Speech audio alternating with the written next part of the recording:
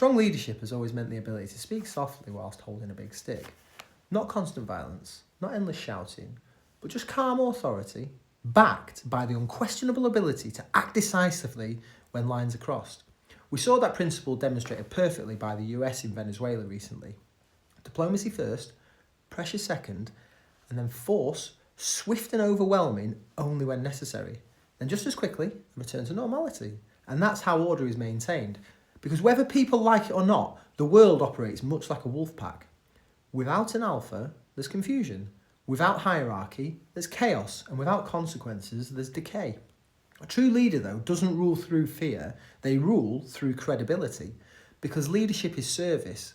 But service doesn't mean weakness. It means ensuring that those who follow you don't just obey, but believe. Weak leaders rely on constant coercion, endless rules and emotional manipulation, whereas strong leaders act rarely, but when they do, their message is unmistakable. And then life goes on. When we look at Britain today, it's obvious our so-called leaders, they're not even in the same league. They do not command respect at home, and they certainly do not inspire fear or restraint abroad. Instead, Britain is managed by bureaucrats, careerists who shuffle papers, dodge responsibility and answer to systems rather than people. And when the leadership fails at the top, communities collapse from the bottom up. Because there was a time in Britain when every town had a man that people would go to when the authorities couldn't or wouldn't help.